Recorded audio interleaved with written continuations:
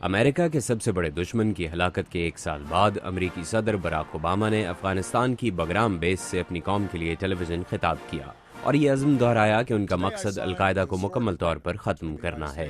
اسی دورے میں صدر اوباما نے آدھی رات کو کابل کے صدارتی محل میں افغان صدر حامد کرزئی کے ساتھ ایک اسٹریٹجک معاہدے پر دستخط کیے، جس کے تحت امریکہ افغانستان کو 2014 کے بعد 10 سال تک دہشت گردی سے مقابلے اور دیگر شعبوں میں مدد دے گا۔ اسٹیون ٹینکیل امریکن یونیورسٹی میں اسسٹنٹ پروفیسر ہیں اور دہشت گردی پر کئی کتابیں لکھ چکے ہیں۔ اسامہ بن لادن کی ہلاکت یہ پیغام دیتی ہے کہ امریکہ فتح کی طرف گامزن ہے، لیکن جب تک القاعدہ کے دہشت گرد علاقے میں موجود ہیں اور ان کے دوبارہ اکٹھے ہونے کے خدشات ختم نہیں ہوتے، ان کا اثر امریکہ کے ایگزٹ پلان پر ہوگا۔ امریکہ اور نیٹو 2014 تک اپنی لڑاکا فوجیں افغانستان سے نکالنا چاہتے ہیں اور افغانستان میں دیر پا استحکام لانے کی خاطر طالبان اور افغان حکومت کے درمیان بات چیت کے حق میں ہیں، لیکن طالبان نیٹو اور افغان افواج پر اپنے حملے جاری رکھے ہوئے ہیں۔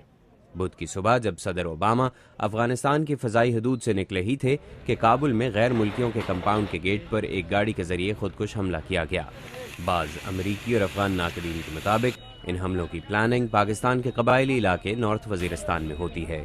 پاکستان اس قسم کے الزامات کی تردید کرتا ہے اور کہتا ہے کہ وہ کسی بیرونی دباؤ پر شمالی وزیرستان میں آپریشن نہیں کرے گا۔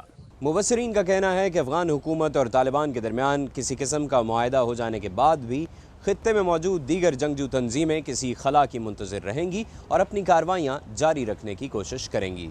اسٹیون ٹینکیل کے مطابق القاعدہ اب اپنے لیے ایک محفوظ ٹھکانے کی تلاش میں ہے۔ میں سمجھتا ہوں کہ امریکہ پر حملہ کرنے کی سوچ ابھی بھی موجود ہے، حالانکہ ایسا کرنے کی صلاحیت کمزور ہو چکی ہے، اور سب سے بڑھ کر یہ کہ القاعدہ اس وقت اپنی بقا کی جنگ لڑ رہی ہے۔ جیسے جیسے افغانستان کی سیکیورٹی ذمہ داریاں افغان فورسز کے حوالے کی جا رہی ہیں، طالبان حملوں میں شدت آ رہی ہے، اور اس کے ساتھ یہ سوال بھی اٹھ رہے ہیں کہ کیا افغان سیکیورٹی فورسز اتنے بڑے ملک کے دفاع کا انتظام سنبھال سکیں گی؟ محمد عاطف، اردو VOA، واشنگٹن۔